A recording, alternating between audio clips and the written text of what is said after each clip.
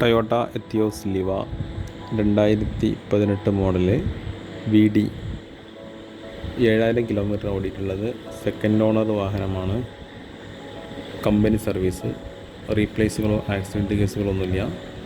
AC, power steering, power window, air bag, ABS alloy wheel, fog lamp, reverse camera, sensor, spoiler, back wiper, അങ്ങനെ എല്ലാ ഓപ്ഷൻസോടും കൂടിയുള്ള ഒരു കാറാണ്.